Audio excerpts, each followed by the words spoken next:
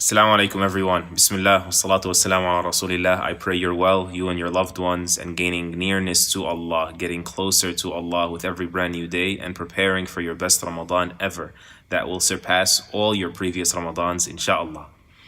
I wanted to reflect for these few moments on the reality of assuming the best of Allah. What does that mean? I mean, for sure, it includes assuming that Allah is powerful enough to protect us from anything, and that Allah is certainly capable of curing us if sickness were to befall us from anything, even if medicine has not yet discovered a cure for it. But assuming the best of Allah should never be extended or misunderstood to include that Allah will make our life in this world a paradise on earth. That was never the intended meaning and should never be conflated with assuming the best of Allah. We assume the best of Allah, that Allah will respond to our dua subhanahu wa ta'ala. Allah is certainly capable of all things. This is part of assuming the best of Allah, and so we seek Him for our desires.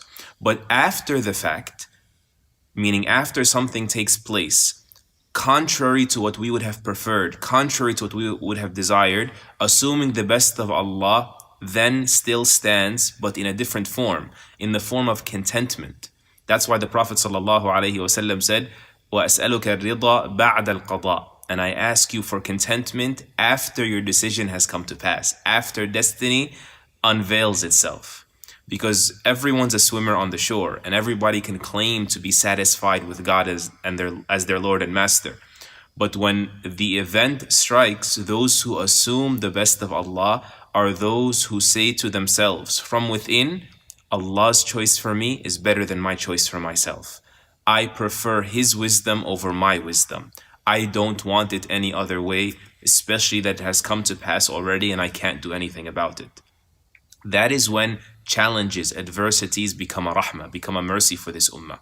How we respond to them. So if you know someone who got sick, or you yourself get sick, or someone who's adversely affected perhaps financially or otherwise through this crisis, assuming the best of Allah then is that this is the best choice for them, the best decision for them if they receive it correctly, and we receive the news about their difficulty correctly. You know, though there may be some pretty significant differences between COVID-19 and the plague, without downplaying, of course, the severity of what we're in whatsoever, especially for those at risk, like the elderly, those with chronic illnesses, and our healthcare warriors out there on the front lines. But though there are some significant differences, apparently, people may not treat it that way. And they may treat it like the world has gone dark and we're in the midst of a plague. And since people will look at it like that anyway, let me talk about the plague for a second. Even if things, may Allah forbid, were to hit the fan, if you will, and the world goes dark and the plague has befallen us, we would still find in the companions and the Sahaba of the Prophet ﷺ shining stars of examples to walk us through that darkness. You know, Mu'adh ibn Jabal, radiallahu anhu, may Allah be pleased with him, when the plague befell them in Ash-Sham, he watched every single one of his family members die in front of him in a very short period of time. And then when he succumbed to the plague, as he was dying, he said amazing words. You can't fake it at that hour. He said, as he was dying, "Oh Allah, you know that I feared you for my entire life, and now I have locked all my ambitions on you."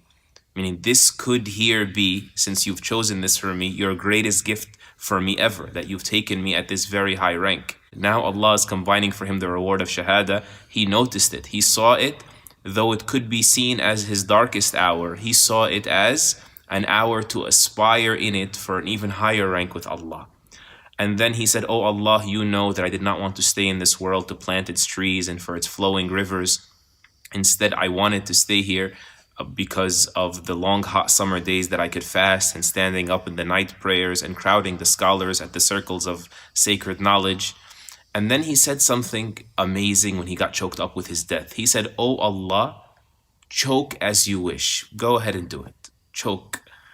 فَوَعِزَّتِكَ, I swear by your might, you know that I love you. إِنَّكَ لَتَعْلَمُ أَنِّي أُحِبُّكَ." Meaning, no matter what you do to me, I will forever love you. I will not waver in my love for you. I will not assume anything but the best of you.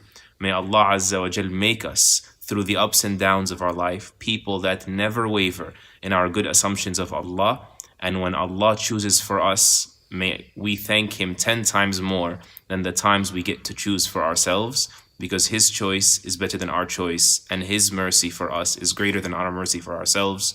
May Allah fill us with that understanding and the insight to pierce through our problems and shatter them and arrive at Him safely. Allahumma ameen. Jazakallah khairan. Assalamu alaikum.